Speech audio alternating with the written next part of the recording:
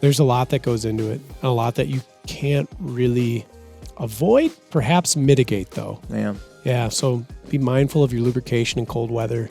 Be mindful of your electronics. Be mindful of your lens surfaces, and try to mitigate the extremes in which things will be, exposed to, a thermal cold or thermal hot.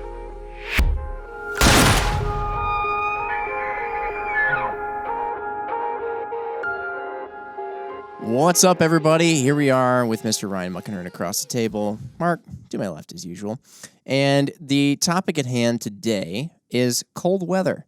And this isn't to be kind of like, nah, man, it's getting cold. But it just is. Cold weather is a fact of life. It happens. It happens.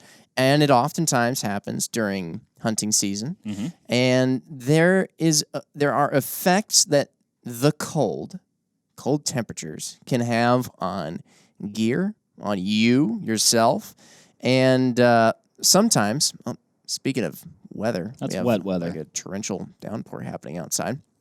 If you hear any of that, nice white noise for you. But let's bring some of those up, because I know sometimes, Ryan, you're on the phones all the time, and there's this almost a line in the sand, if you will, where we cross a certain date. And a lot of people are out in the field, and we start getting lots of questions that are cold related.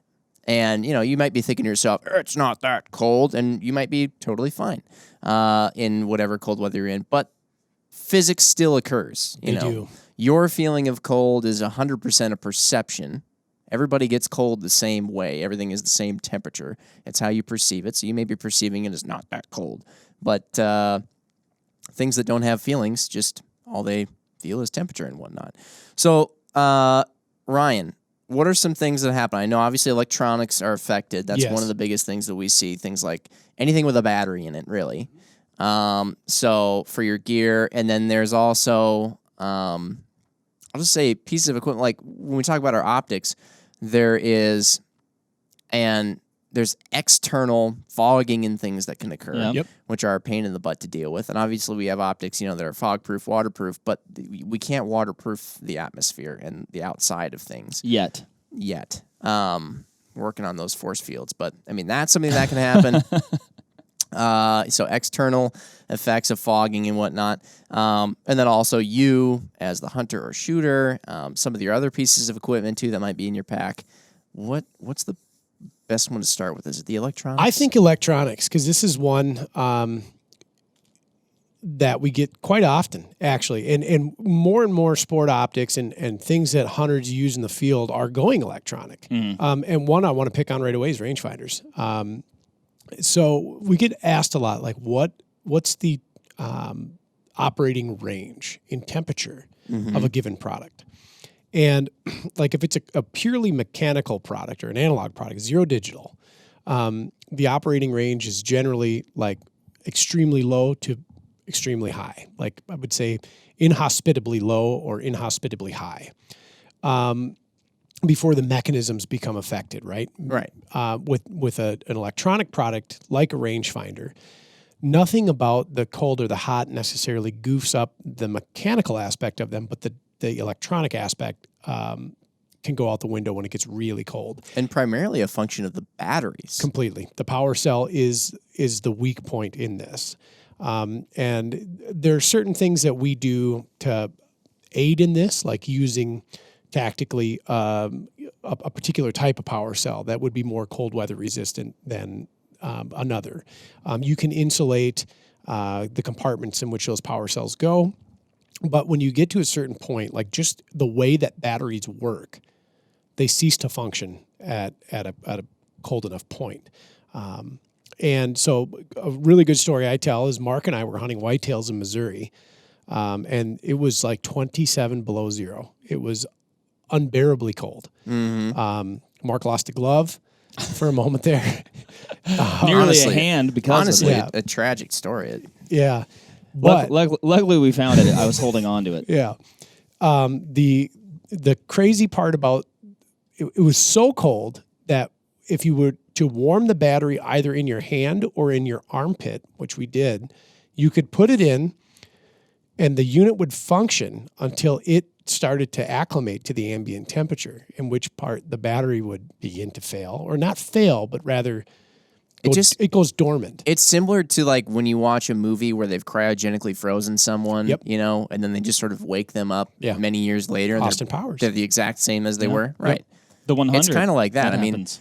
actually, hot weather, side note, because we're talking about cold weather, hot weather would deteriorate a battery, like extreme hot. Extreme cold doesn't so much unless you try using the battery a bunch in the extreme cold. But actually, if you just leave it sit, extreme cold is like the best way to store a battery almost. Yes. Interesting. Yeah. Hey, I know we're talking about cold, but with this hot thing, you're talking about extreme hot. Like, are we talking like, it's 100 degrees? Or like, kind of one of those super hot early season hunts? Or are we talking like you have it in 20. Buck 20 and above. Yeah. Like Okay. in the car.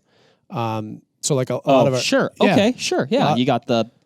A lot of the folks in the American Southwest and the American South, be mindful when you're storing your electronic components. This is everything from your cell phone to your red dot to your rangefinder. Right. Inside of your dark-colored vehicle on a hot summer day.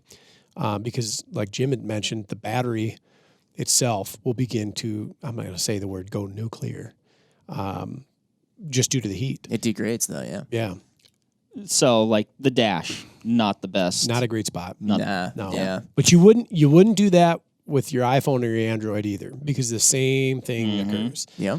And again, we start talking about power cells and like the elements used in those power cells, and certain cells are more resilient to extreme temperature swings. So if you're thinking like, oh shoot, I should audit all the batteries that I have in my equipment, think a premium lithium. They do much better than a regular alkali battery. So if you're out there thinking like, go invest in a premium lithium. Last thing you want to have happen on your cold or hot hunt, or in the case of the hot, like inside the vehicle, you don't want a battery to. And it seems like when it comes to batteries, you get your money's worth Yes. if you buy good ones versus cheap ones. And there's even different types too. I know I've been using in my flashlights and also in my UH1. Surefire makes some special batteries for high draw devices, like devices that draw a lot of power. And I don't know if it makes them last longer or if it just makes the product work better with or whatever. But they're not cheap, but it's important to use quality batteries, because like you've said, electronics. That's not necessarily the thing you have to worry about. It all hinges on that one little thing you put in there. And so many people are just kind of like, look around the drawer, found this one, it's a little fuzzy, brush that off, throw it in. I see you also have the same battery drawer as I do. I just threw a couple out last night, as a matter of fact. Yeah. It'll scrape. Cold. I think cold is probably, though, the most common talking point. And with electronic sights, whether they're red dots or illumination modules on rifle scopes, rangefinders, the cold does affect them most noticeably.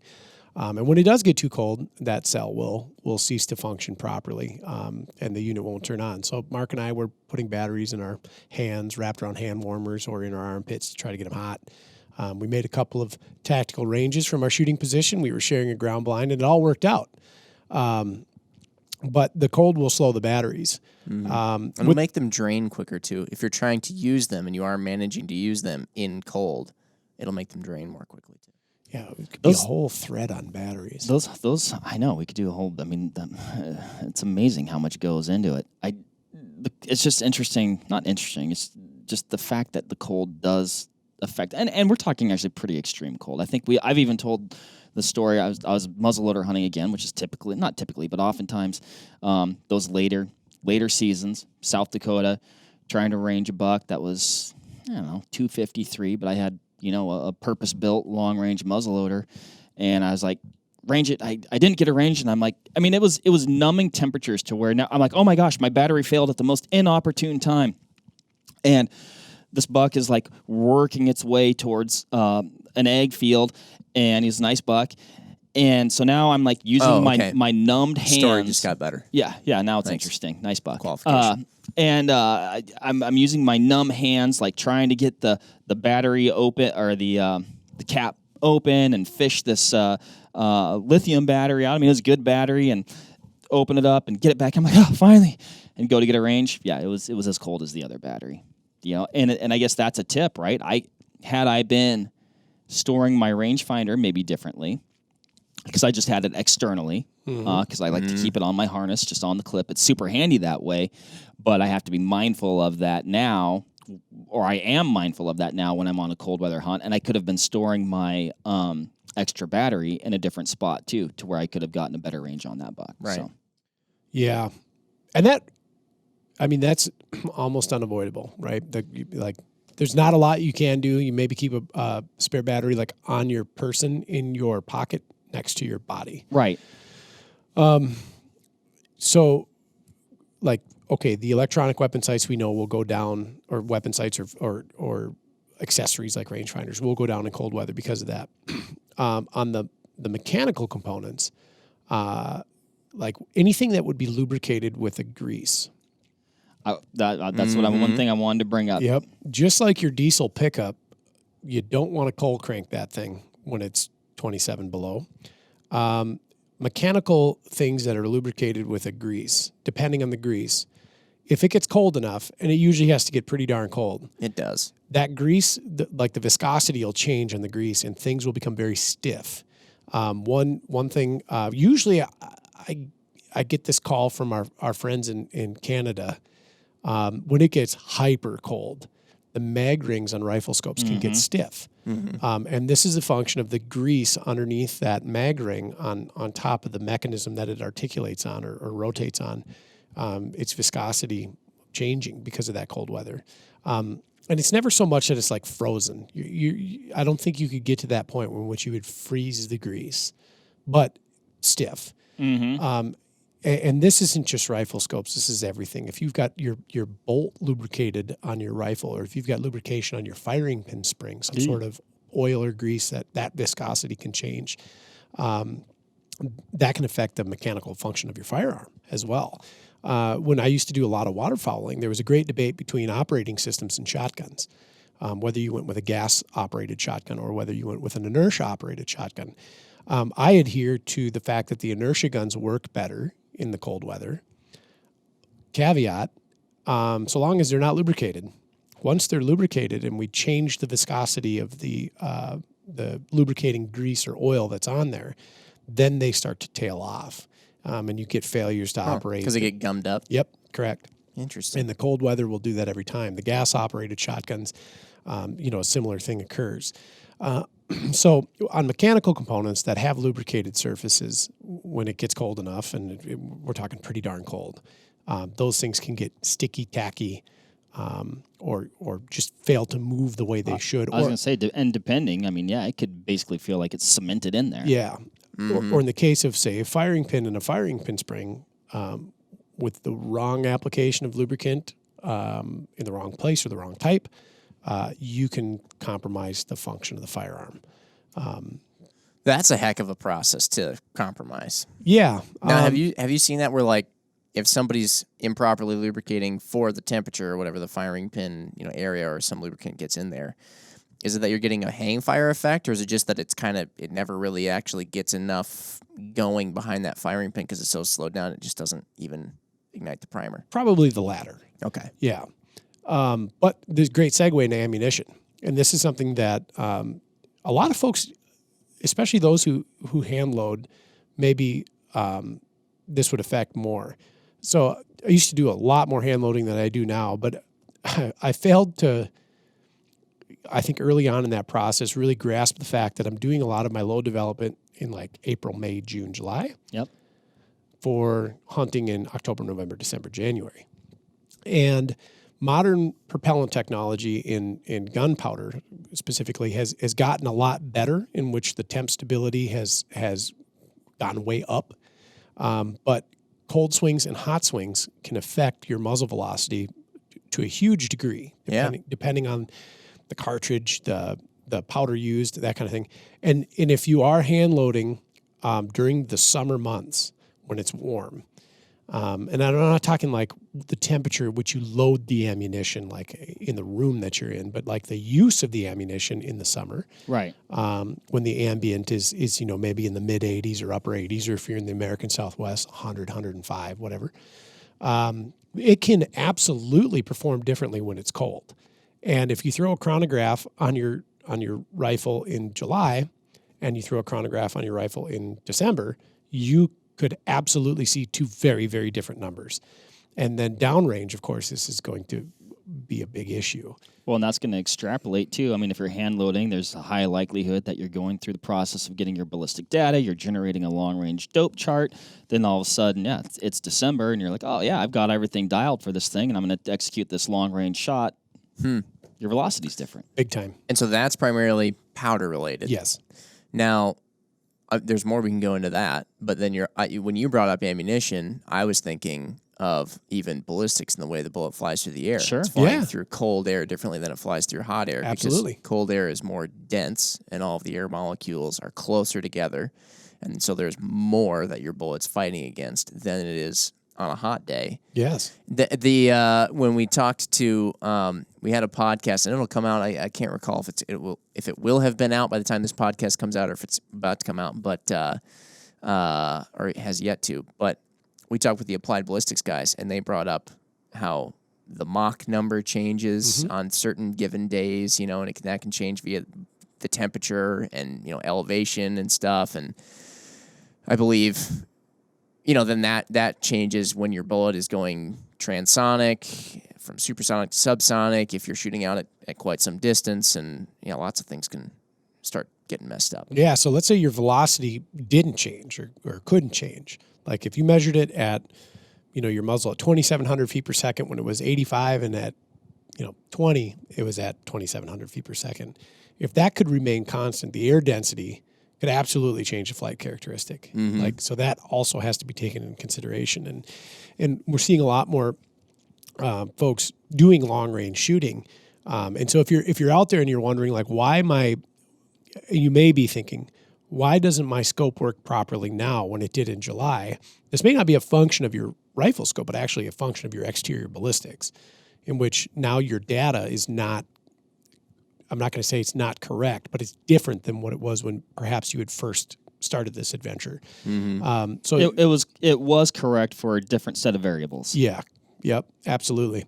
So there's a lot that goes into that too. And that one's a little bit harder to investigate because you either have to like freeze or chill your ammo when you go to the range. And I do know folks that do this, where they'll take a cooler and they'll pack it full of, ice or blocks or whatever, and they'll put their ammo in there and they'll chill it. And they'll measure the temperature of their ammo and they'll chrono it. And depending on the powder, you could see a stark difference. And then if the mountains turn blue, then your ammo's good? You're correct. I've got some reservations about doing that personally because let's say I go to the range and it's 85 degrees out, which for us Wisconsin boys is like, geez. But you go out and it's 85 degrees, 90 degrees even, or whatever, and you've got chilled ammo in a cooler. You pull that chilled ammo out of the cooler, it's going to act like a beer can, and it's going to get condensation immediately on it. Now you shove that into your chamber, and you're going to increase your pressures, aren't you? You can, absolutely. Because if you're getting water in there, it's like hydraulics. Yep, absolutely. So when I'm looking at this, to me it seems like, and again, you'd have to like wait for that time period, but it'd almost be like if you were going, let's say you're going on a December rifle hunt, and you had, dope and whatever, you figured all your stuff out in the summertime, you would probably be well served to just go out in an outdoor environment that will hopefully be similar to what you'll be experiencing and go check your zero and check your dope. Yep, run 3 over the chrono and see what it does. And again, modern propellant technologies, like some of the extreme powders from Hodgdon, for instance, are remarkably temp stable across a huge swing. And there's a lot of good intel out there from folks that are doing this, where they've chilled this ammo or they've shot it in a cold ambient environment and like plotted and charted it. And the chemistry behind that all has skyrocketed in terms of advancement over even the past 10 years. So you can glean a lot of really interesting information out of it, but something to certainly consider. I saw it a lot with muzzleloaders. Okay. Yep. Sure. Okay. And part of that was again just related to the chemical technology with the muzzle loaders then versus now with respect to powder. So yeah, it's worth definitely doing, like you said, Mark, before you go on that hunt, 3 rounds over the chronograph after it's acclimated to the ambient temperature. If you do have a December hunt. And that's a good thing to point out. Don't just jump out of the pickup that you've had, the heat blasting and then right. Go rip your shots and jump back in because it's cold outside. I also want to say, and you kind of mentioned the factory side of things, and would using factory ammo be somewhat of a fail-safe because you can bet that they're going to be using a very temperature stable, versatile powder? Not necessarily. No. It's definitely one reason. This got to be good for everybody. Like, I don't know where this person's going to be. It's definitely one of many reasons why you shouldn't go full confidence in the muzzle velocity on the back of the box of ammo. Oh, yeah. And like we said, there's so many reasons why you can't go off that. I mean, barrel length, barrel twist, elevation, temperature, all that stuff. But like, temp's a big one for sure. Yep. They might have tested it at their testing facility at 75 degrees, nice balming, and then you're going out at 0. I wonder, is there I'd be curious if there's like a testing, like I know it seems like 24-inch barrel is generally what things are tested with but I wonder if there's a temp part of it too, where they pick like 50 degrees or if they have a control for that when they're doing that. I think they do. I'm certain they do. I don't know of a load manual where that's specifically called out. Like the environmentals aren't generally given. That's a good question. But the powder variability between cartridge to cartridge, I mean, pick up a load manual and open it up, and you'll see like 8 different powders used for a given bullet weight. And then those 8 different powders might be completely different for the next bullet weight up or down. Certain powders are more temp stable than others. And then asterisk there, depending on the load pressures achieved or obtained or load densities. So you could have a super temp stable powder at one load density or pressure. You change that load density or pressure, and now all of a sudden its temp stability goes crazy as well. Would you say a lot of this is making a bigger difference at those extended ranges? Like a lot of folks will never see, like, oh, I shoot, 200 yards and in. I've never shot a deer over 100 yards The measured difference at that becomes, negligible probably. But when we start looking, like if you're going to go do a PRS match and for whatever reason it's in the part of January, I don't know if they do that. And you've got, good point. It's down south, but I think it still gets I pretty. think it can get pretty dang chilly. Yeah. If you had load data from July, big consideration to make, certainly. But another good segue, Mark, in and out of the truck. This is another common call that we get every fall and winter here at Vortex. My binoculars fogged, my rifle scope fogged, my rangefinder fogged. Yes. Okay, shoot. Did it fog externally or did it fog internally? Because these are very different things. Modern sport optics, and we'll speak for all of our friends in the industry as well, are generally like a closed or contained unit purged with an inert gas on the inside, whether it's argon or nitrogen.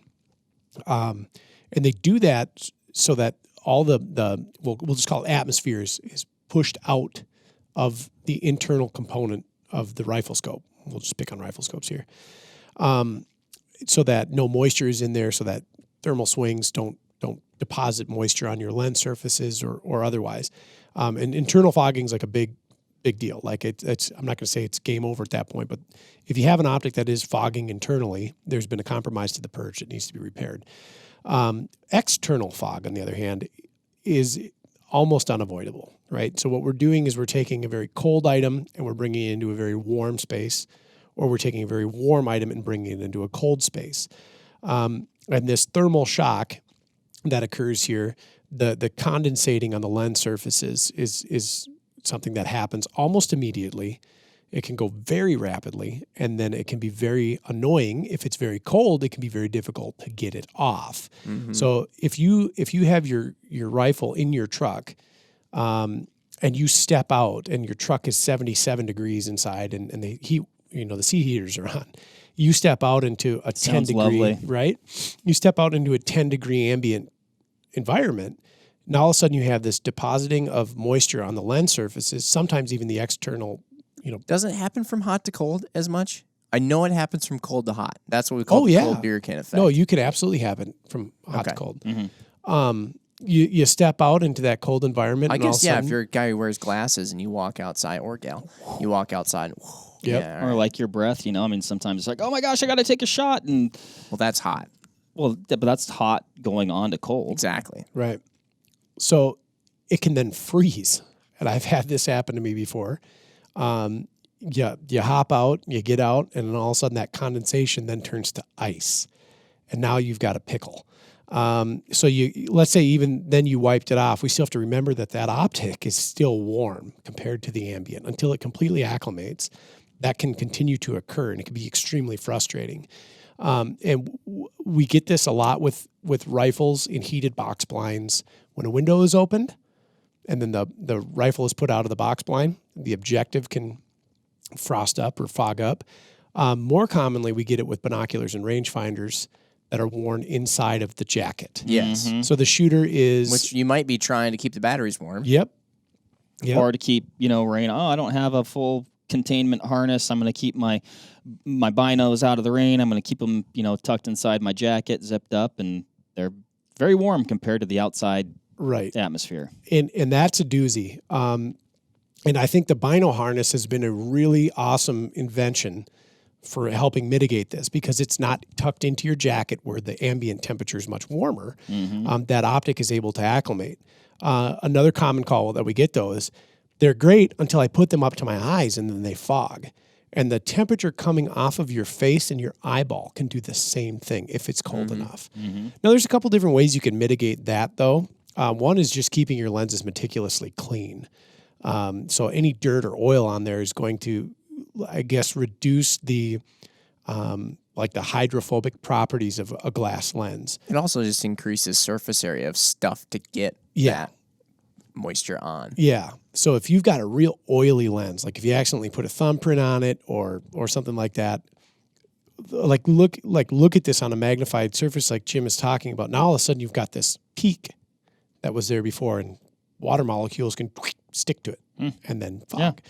Yeah. There's a lot of cool anti-fog products out there too that do a good job of increasing that. I don't know what the word is, hydrophobic property to the lens. Sounds cool to me. Yep. And they can help. I don't think they'll ever really eliminate it completely though, because we're still dealing with some unavoidable physics like that thermal shock when we go from hot, cold, cold, hot. That can occur. So be mindful of that. I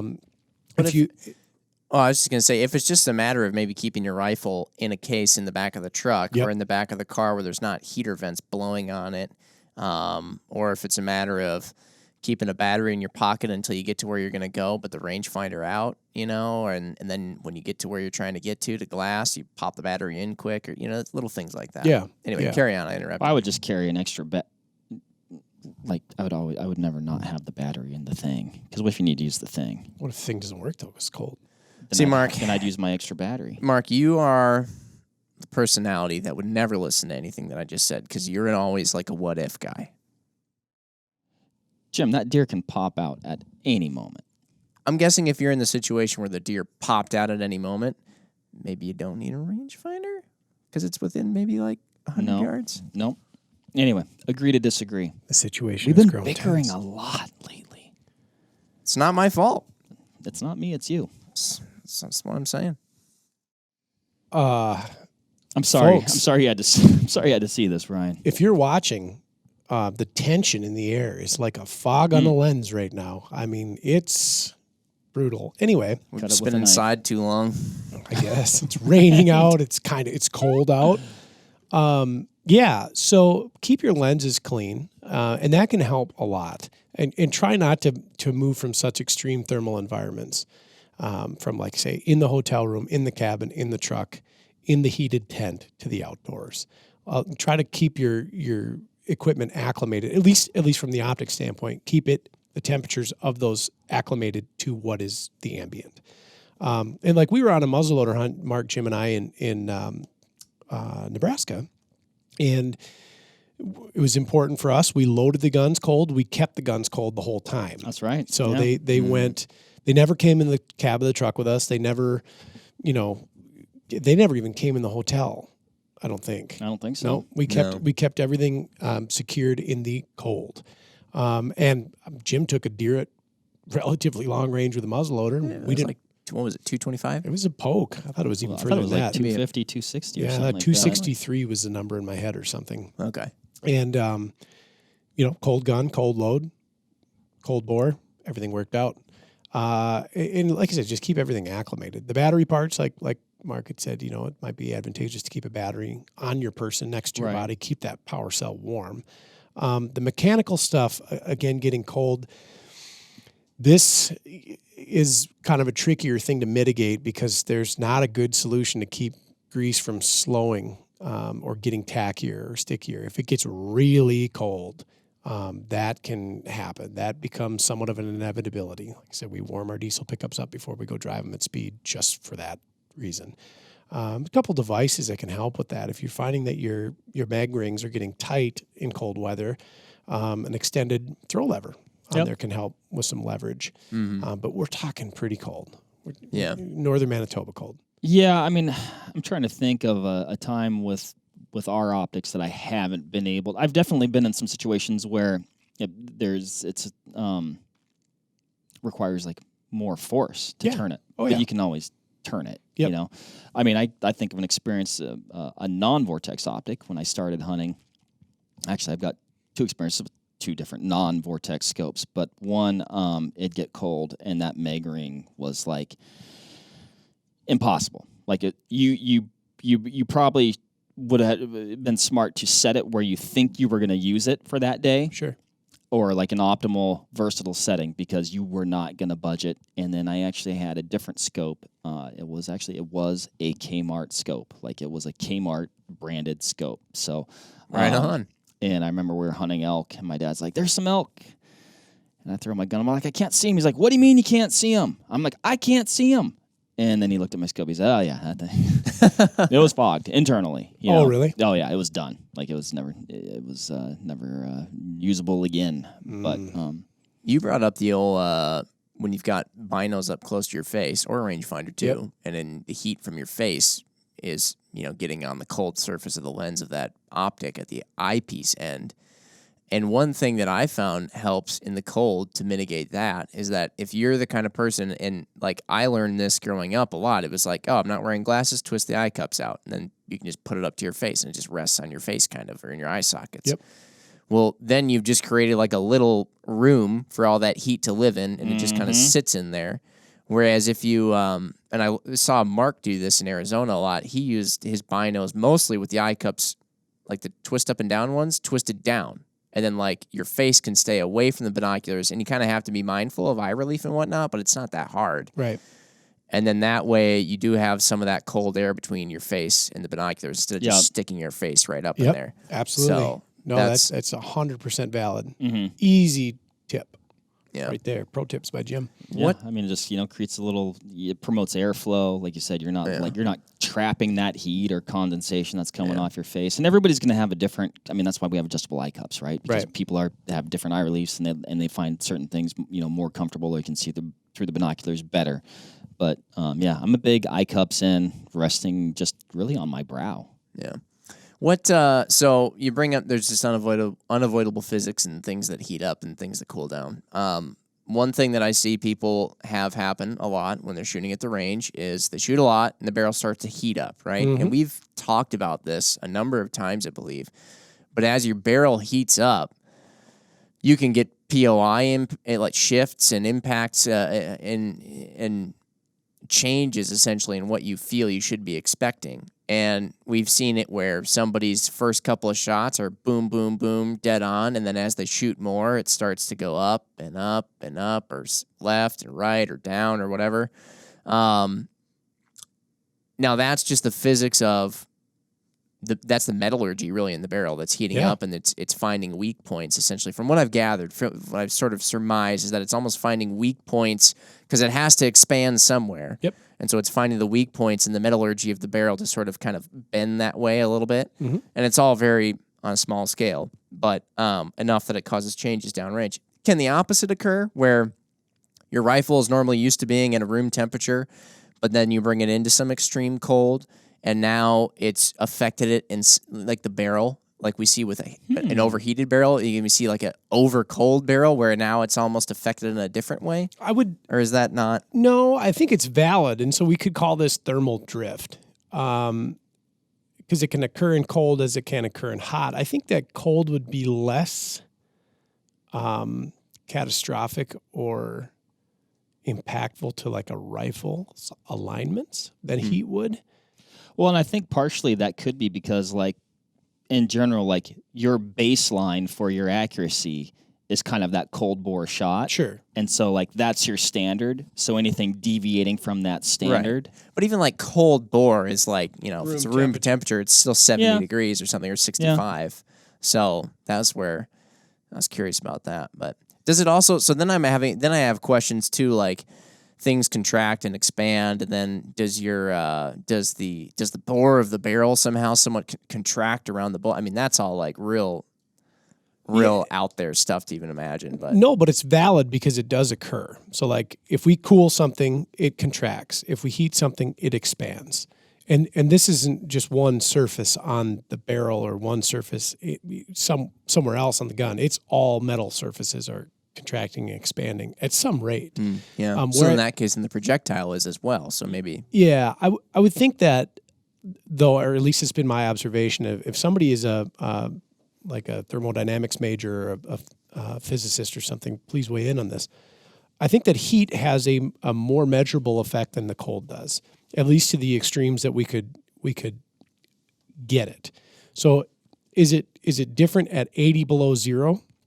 I'm certain it is, but we're not typically at that temperature for sustained periods with our equipment. And then certainly once we shoot the gun, we're going to increase that thermal load on that gun, whether it's the barrel or whether it's the point at which the barrel threads into the receiver. Jim had made a good mention of kind of walking. You see this occur with hot guns, and we've seen it before here, even on our range at Vortex, which is usually kept at about 57 to 60 degrees Fahrenheit. Maybe it's a little bit warmer. There's 72 and 55 humidity, something like that. Where you get a gun hot, certain guns, and all of a sudden they have a very observable, somewhat predictable point of impact shift. Yeah. And what I think what's happening, like you let on, Jim, is as that barrel heats up, like the barrel will physically migrate or move because some point of it is expanding and filling a gap, or it's some other part that's not yielding or expanding is pushing as that expansion occurs, or it's being pushed on rather, and we see this observed POI shift. So that's very valid.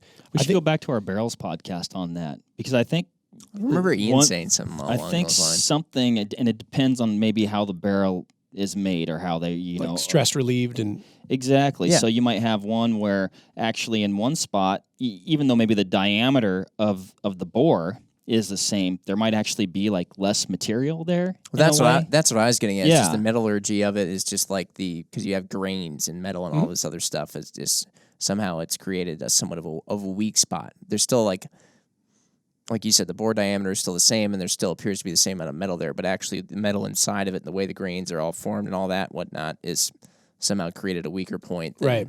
Yeah. It loses its like stability throughout the bore. Yeah. So you'd have like a stable spot and then an unstable spot. And interestingly enough, we talked about cryogenics earlier, freezing Austin Powers. Cryogenic treatment of barrels is, I'm not going to say spectacularly common, but it is a service offered by some barrel manufacturers to help mitigate those problems that Jim's talking about. And you stress relieve the barrel by cryogenically treating it to help avoid those things. I think one of the bigger things is like the increase in plasticity that the barrel then sees as it heats up.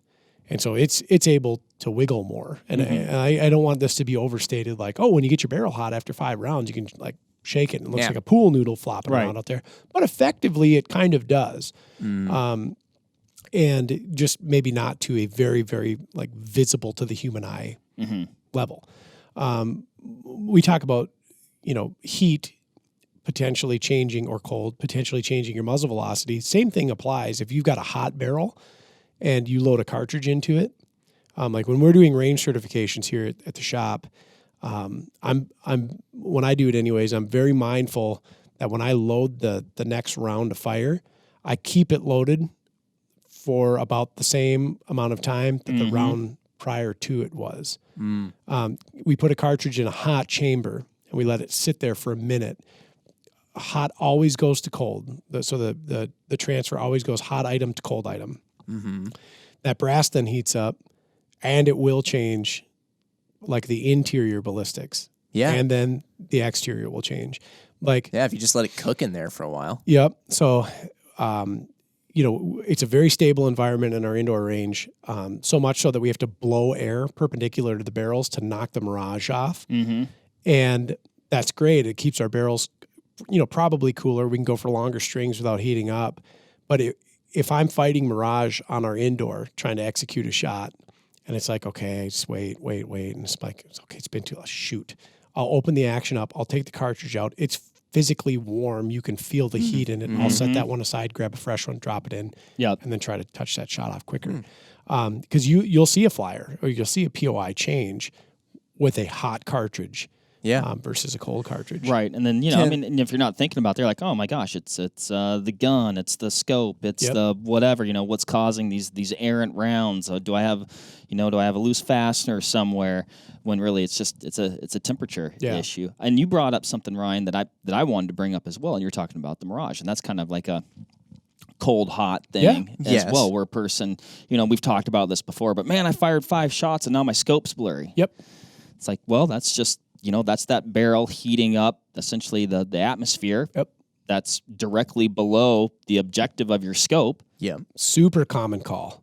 And one of the first things that we get into with that service call is like the individual usually say like, I was shooting my gun and it would get progressively blurrier. And so like worst case scenario, this is a lens element somewhere inside of the rifle scope that's now displaced. And so we lose focus or clarity. Which I would say uncommon. Very. Also usually pretty obvious. Yeah, because there's like no reprieve. Right. It's gone. / you can hear maraca sounds. Yes. Right. It's not an intermittent issue. Right. So the first question that we'll ask is if you were to set the gun down for a period of time and pick it back up, is it clear? And more often than not, it's only when I'm shooting it. And so that's definitely mirage. Like there's water vapor visible, that wiggling of the air over your barrel, and you're trying to look through pea soup when you're trying to shoot. So, be cognizant of this when you're firing your strings.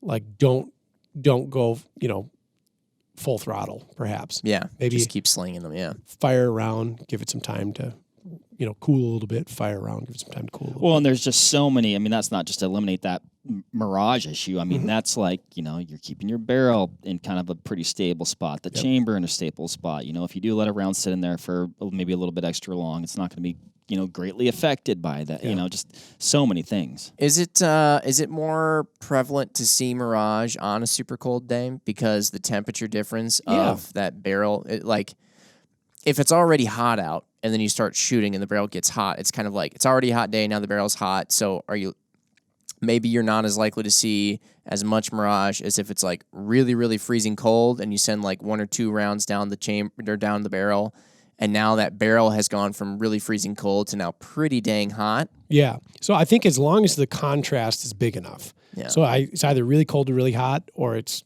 hot out and now we're really hot. Yeah. When I used to shoot a lot of competitive like 3-gun, we'd be shooting in like Arizona or New Mexico or Oklahoma, Texas, Nebraska. When you got done with a course of fire on a summer stage, your gun was smoking hot because it was super hot out anyways. It took a long time for it to cool down. Yeah. But towards the end of the string of fire, you would, in even a low-powered variable, see very prevalent mirage. And unless that gun cooled by your next stage, it could still be super hot.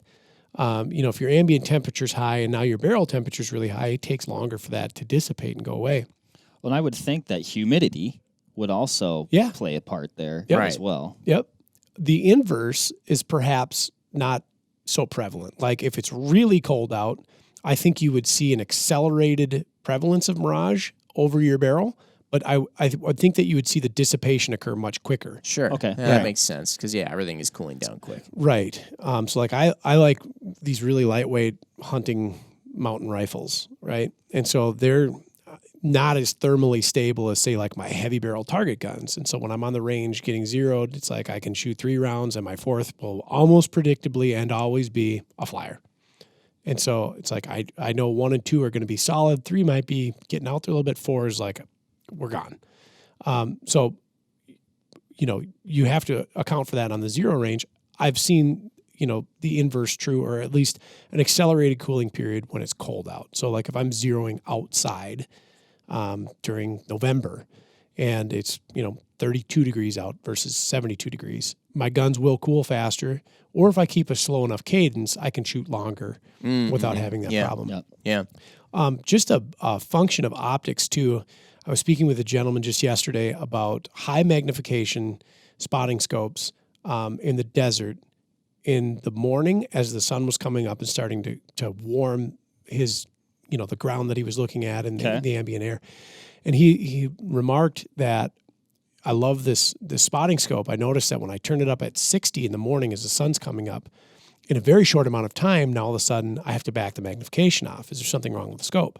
And what's happening here is at that high magnification, we're amplifying in-air distortion. And when it's cool out, before the sun's really heating things up, usually you get phenomenal results out of a very high magnification spotting scope.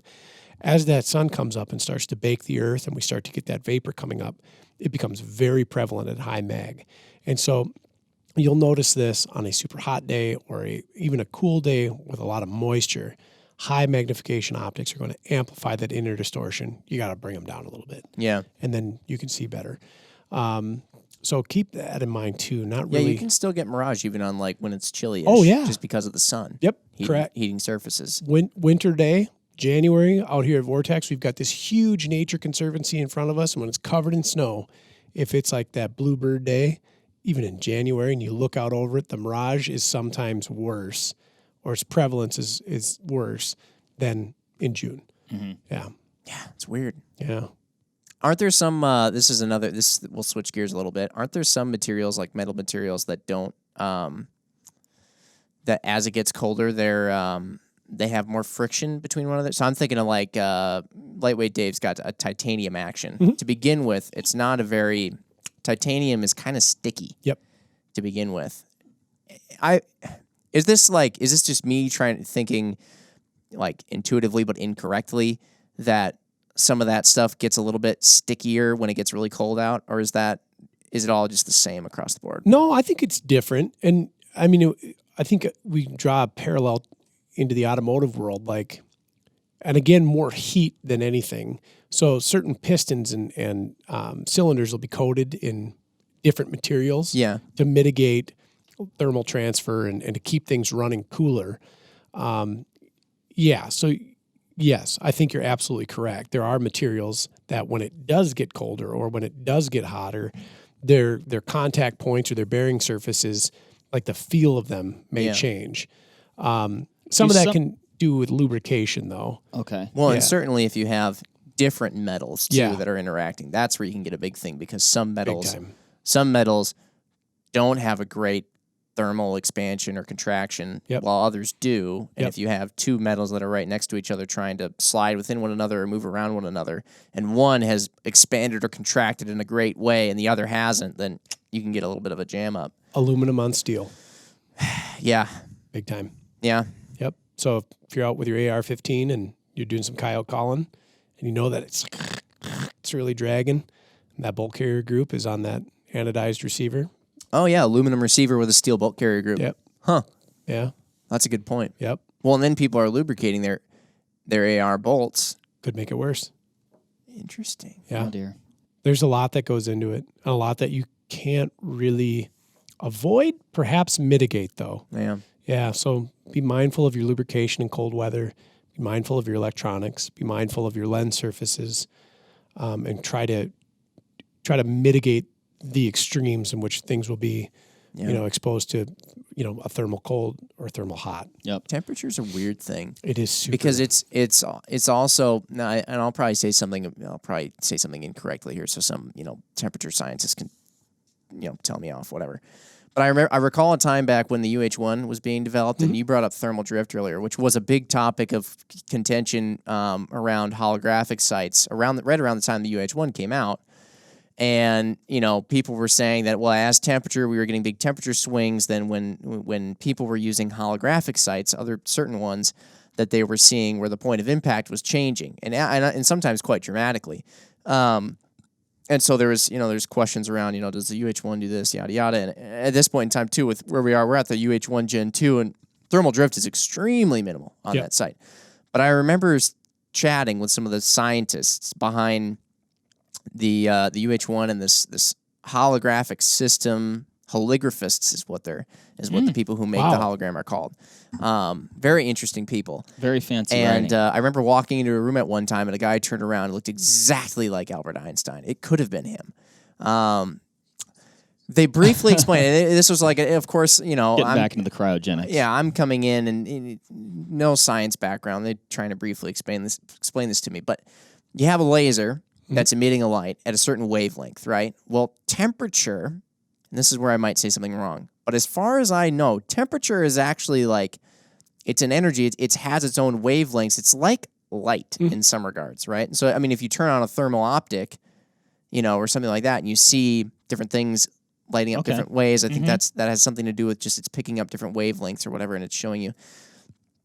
But what was happening with some sites is that the way that the temperature was affecting the wavelength of the light was then affecting how it interacted with the rest of the system, and it was changing some point of impact. There was a lot of people were just assuming it was a mechanical thing where the temperature was changing, it was causing flexion within mechanicals and stuff like that, and they said that actually wasn't really the case. It wasn't so much mechanical changing of the insides of the optic, but it was actually more of this changing of the wavelength of the laser and some of these things. There was also a lot of parallax too that had to be that went into some of the point of impact shifts that people were seeing when this was a big thing back then. That they were chalking up to perhaps this thermal drift thing, but it's an interesting topic. And again, if I said something wrong, I apologize, but I do know that it had something to do with just the wavelengths of the light. So not just mechanical, but also like electro-optical. Yes, yeah, and just light. Because when you're dealing with an optic that its sole source of reticle, point of aim, is based upon light and reflection of light.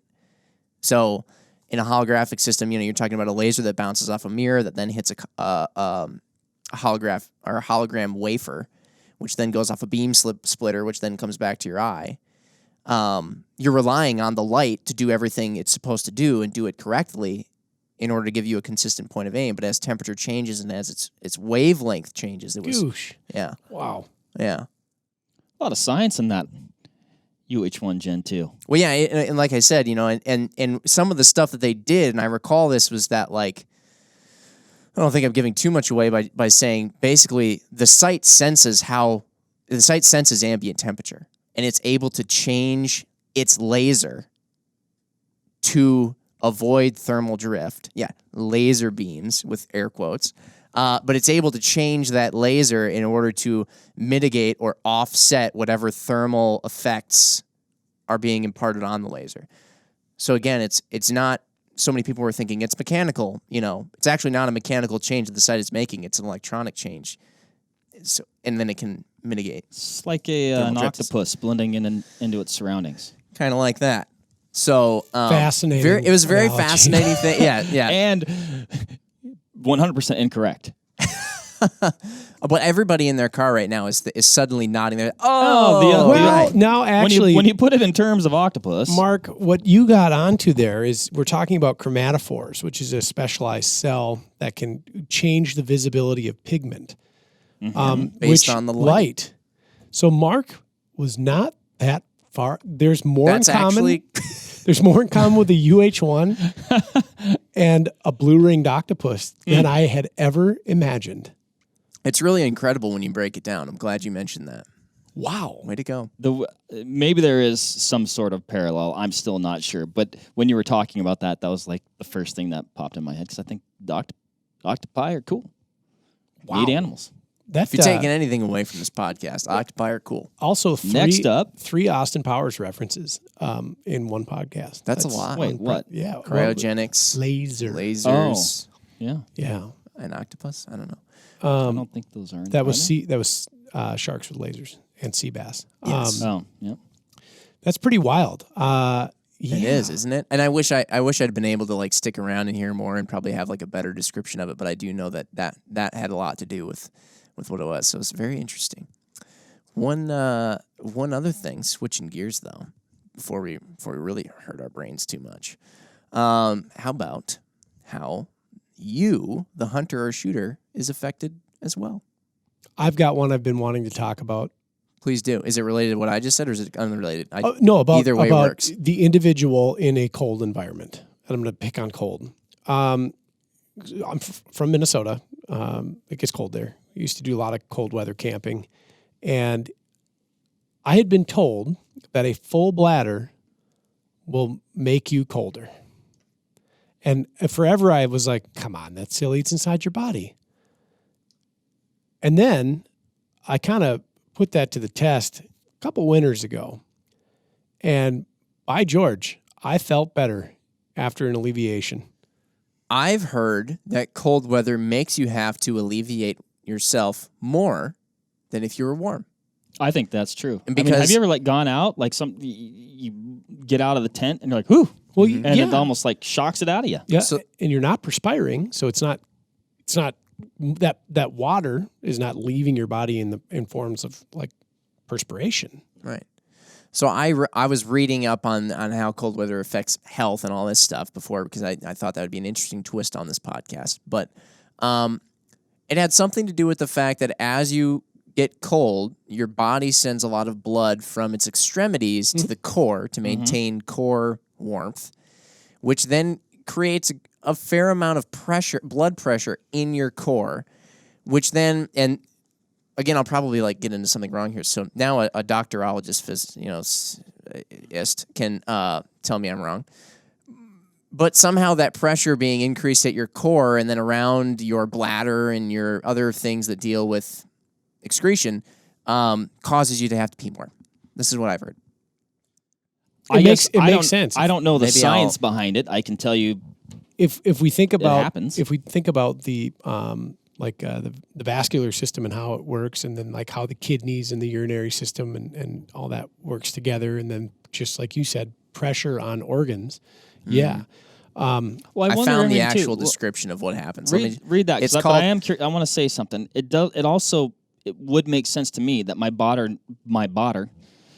body no longer has to work to keep that fluid warm. Yeah. Fair point. So it says it's called cold diuresis or something. It sounds made up.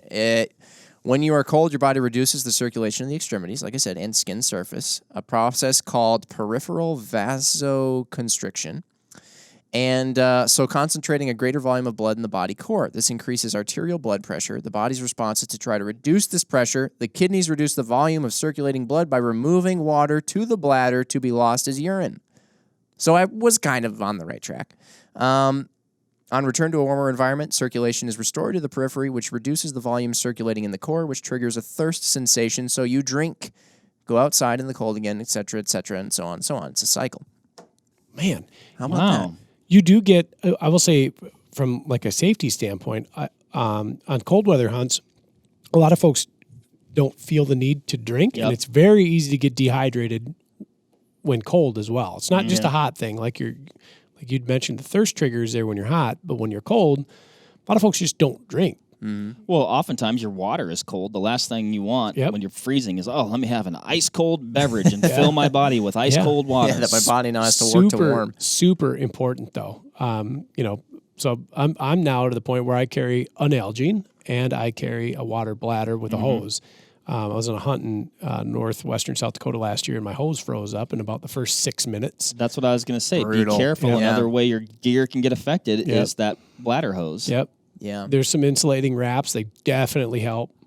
Did not have one. Froze my bladder hose, so I had to tuck it into my pack against my back, and then took care of that. We started a fire, and I held it That's risky. fairly not it worked well. It wasn't. I didn't have to hold it close enough that I felt it was in danger of Roasting the melting, hose? you Yeah. know, but now I think I'm just going to 2 jeans. It's not a bad idea. Yeah. They can freeze too, but It They takes can. a little bit longer yeah, because you don't have that little tiny hose there. You got a bigger. it was like instantaneous. I carry like a 7-gallon reservoir, Yeah. and then Oh wait, whoa. Huh? in the truck. Oh, I thought that was in your pack. Yeah, no, I carry what's 7 times 8? That way Well, you're that would always be- that way you always feel like you're packing an elk out. Yeah, all the time. And so then it's Yeah, that like would you're not. be There's 56. no difference. 56 pounds of water. I made all points. No, and so I filled the water bladder that morning, drove to a walk-in area and made it, I would say, under 20 minutes in. I was like, I should have a sip of water. Frozen hose. Ugh. It was actually comical. So clear your hose too. That's a good trick. You can clear your hose by blowing back into it. Sure. You can only do that a few times though, because then you fill your water bladder with air as you drink more. I imagine that pressurizes it. Yeah. Yeah. So Kind of like when you blow into Capri Sun and then you're yeah, and then whoosh. Oh, Who didn't do that? As what a another youngster? great everybody who driving right now is like, oh, thank you once again, Mark. Yeah, It's been a while since I've had one of those. They're pretty tasty sugar they are water. good. Everyone should be well aware of the fact that being in the cold increases risk of heart attack. Yes. That's another thing we were talking about.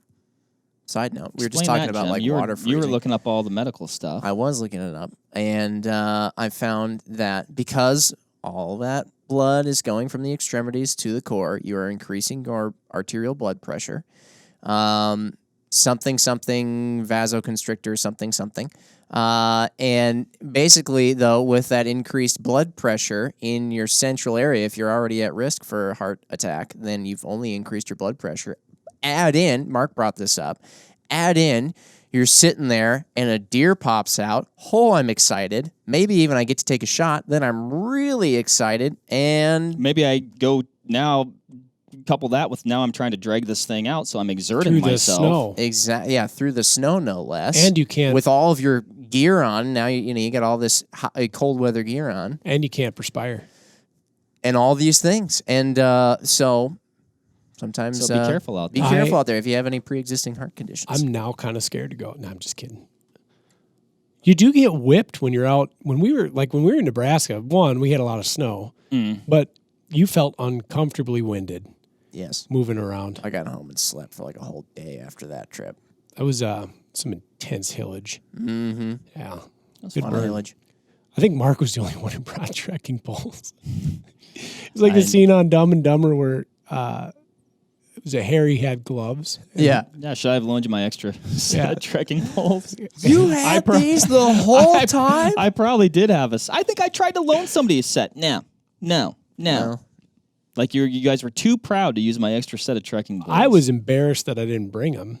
I think I was too proud because I gave you so much crap for packing so much stuff, and then you had an extra thing that I kind of needed. And I was like, no, I refuse. Mark just jackrabbited up the hill. He's like, "You guys coming?" Jim and I are like grabbing American wild plum trees, like pulling ourselves up the hill. Mark, There was a lot of plum down in there. Mark did carry our rifles.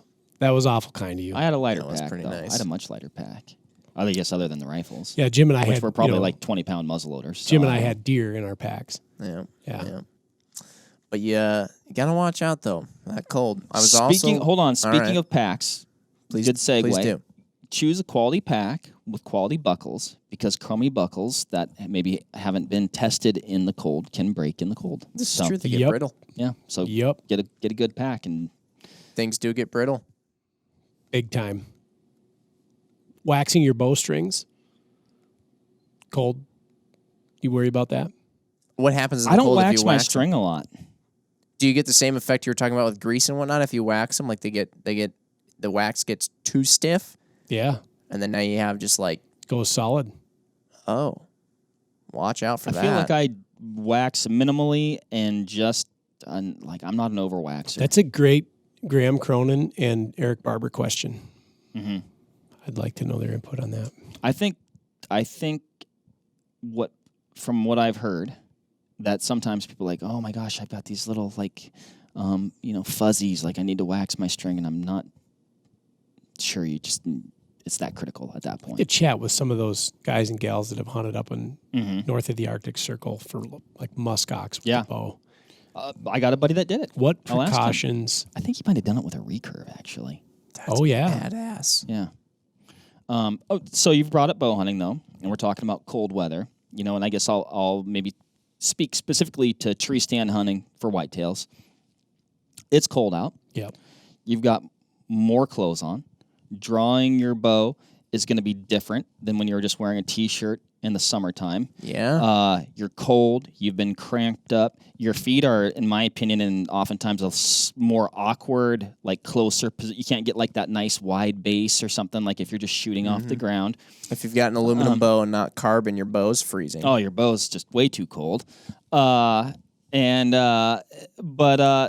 one of those, doesn't he does. So he does. Because I've been there and I've done it to myself, and I probably didn't shoot a really big buck because of it. Here's another thing. I probably brought this scenario up before because it haunts me.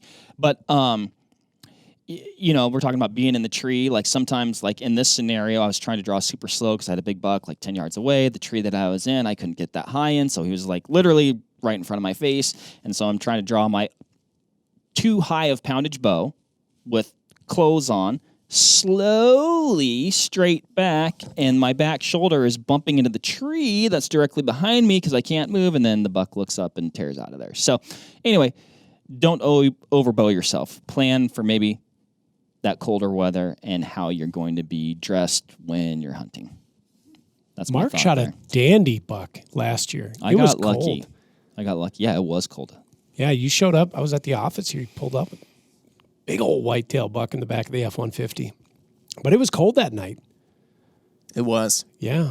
Big time. That was November 8th, I think. But yeah, it was cold. We had a big cold front. In fact, we had a ton of snow the day before. There was snow on the ground. The day before was actually colder. I didn't see any deer. I saw one deer. No, I saw a bunch of deer. I didn't see any. I saw one deer in the morning. Then I saw a bunch of deer in the afternoon. But then the next day, I saw a lot of deer. Anyway, doesn't matter. It was a great day. One final pro tip. Please. Invest in merino wool and down clothing. Yes. Another prop AKA puffy clothes. Another prop to Mark Boardman. When I started here at Vortex, he's like, I what like kind to of be- puffy do you have? I'm like, I can't wear one of them things. Stinking puffy Michelin man. I was an idiot. Looking dude. Mark was very, very correct about that. That's called experience versus Oh, get out of town. Mark. It's called being soft. I like to be comfortable. But it is like a puffy. I've got like this is a Is that a moderate puffy? Slight this puff. is a synthetic. Mm-hmm. So I think it's some sort of synthetic down or whatever insulation. Medium puff. But yeah, the quote waterproof down. Man, get yourself some high quality down gosh, for it your makes a uppers and difference. maybe even your lowers. I mean, we're talking. It makes the biggest difference. That and merino wool, like you said. Yep. Merino wool is Gets magic. wet. You're not. You're You're less not completely out of luck, right. but it's also gonna not dry as quickly as a synthetic. So there's stuff to weigh in there. Yes. And stuff to think about, though, like try not, even though I'm guilty of doing it all the time, so do as I say, not as I do, because I get out of the truck and I'm dressed in like 19 layers and, I walk in and I get completely sweated up and drench my merino wool that you're talking about, Ryan. But, so be mindful of taking your time, I guess, to not sweat your base layers up completely, which is hard to do because generally you've gotten to where you're going, you're running late, and you want to get set up. And I usually wear like a synthetic base layer and then merino over it. That's probably a good idea, I would think. It makes sense. I don't know. Makes sense Works to this for me. guy. Yeah, works for me. Like synthetic short sleeve shirt and synthetic like undergarments and then merino over that, and usually I'm golden. Don't lose your glove. Don't lose your glove. Huge tip. If you get anything from this, It will something haunt about you. octopi are cool, and don't lose your glove. It'll haunt you for the rest of forever. This is true. Mark's never going to live that down. Mark, where's my glove, Boardman? Ryan, that was the day that it was like neg 25, neg 27, Mark, and I was like, oh my God, I'm going to have to hunt without a glove. This is not I offered be him, great. I had a nice fleece buff that I was wearing, and I said, here, you wear my gloves. And he wouldn't let me do that. Absolutely I not. had my buff. Sorry. Is that what it's Well, called? and It's the called other a thing muff, was, not a buff. here's where the frustration was coming from.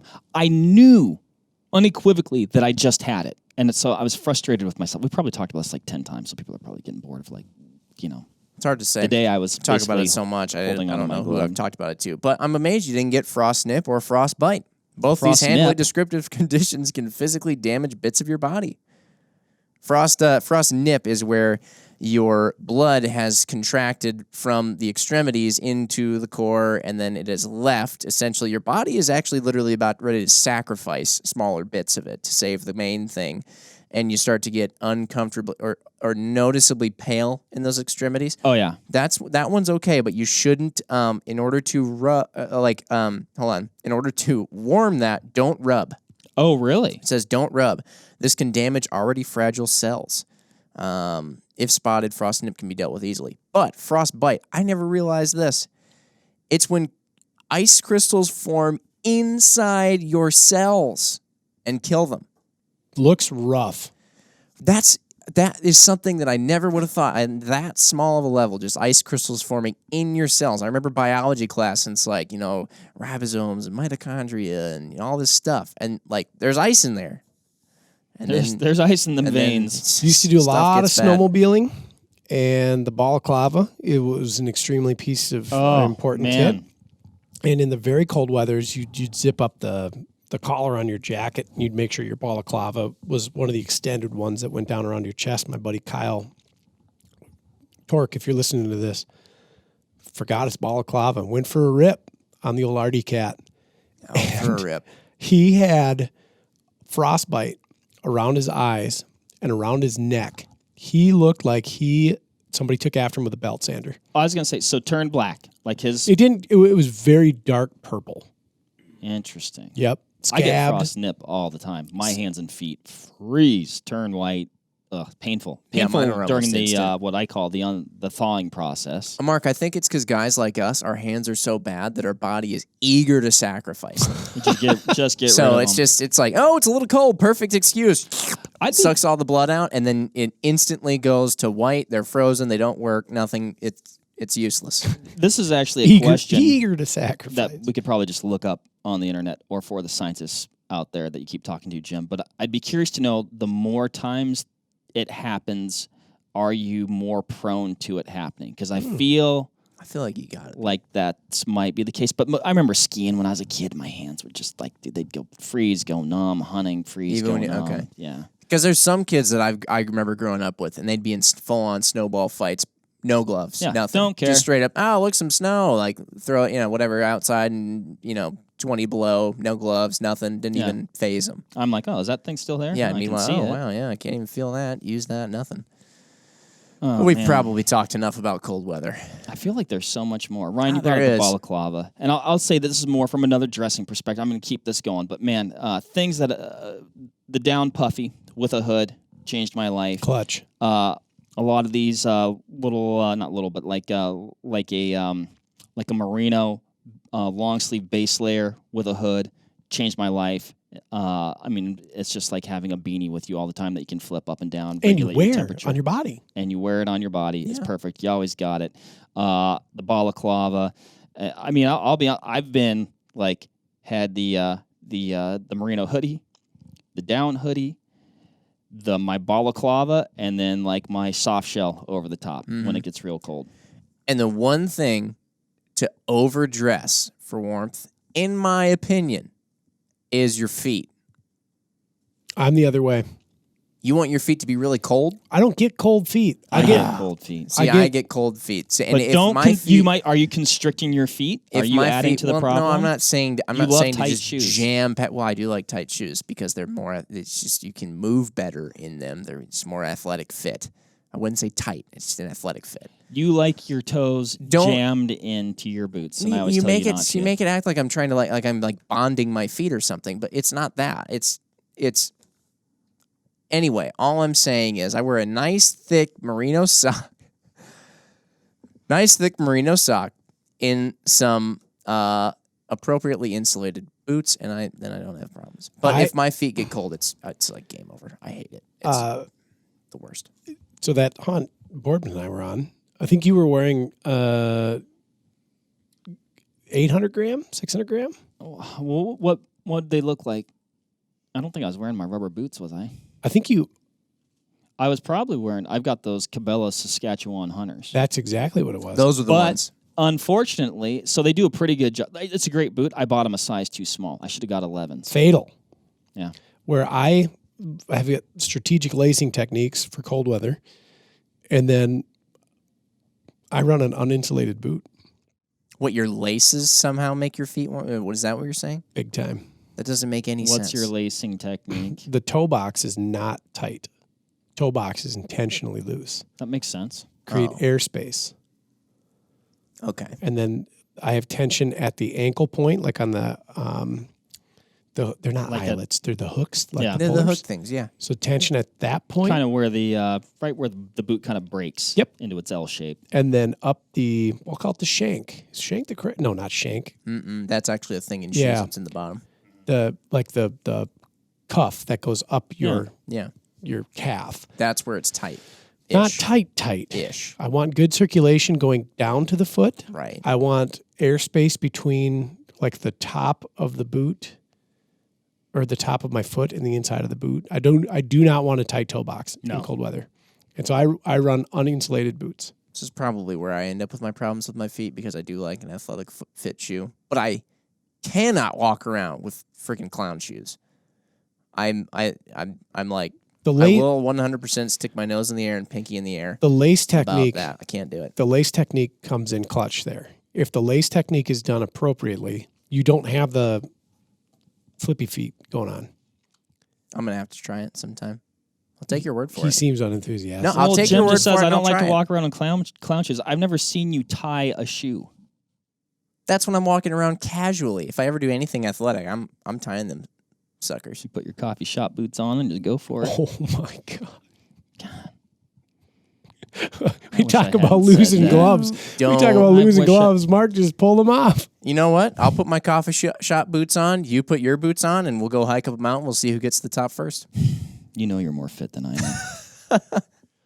Jim will never show you the gigantic blisters that have formed. And I don't get blisters on my feet. He doesn't even drink coffee. Destroyed arches from zero shank support going up the... I don't have blisters on my feet. I don't drink coffee.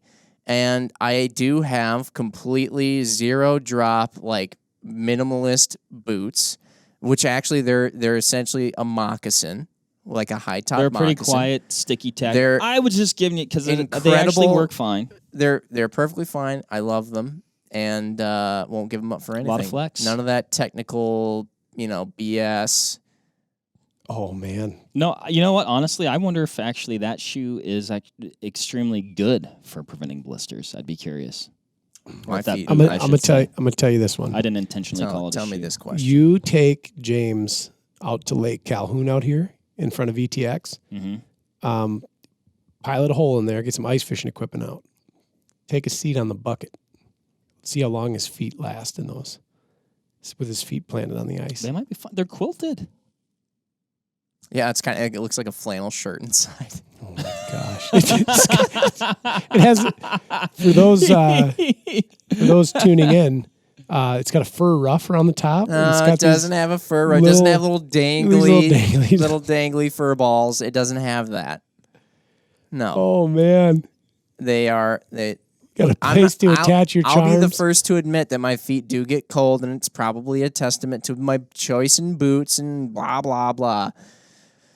But there's something about, and I just said I get really annoyed when I get cold feet. It's like game over. But it's just like, I don't know. I can't wear too big of boots, and I can't wear big old chunky clunkers that don't allow my feet to move the way that they want to move.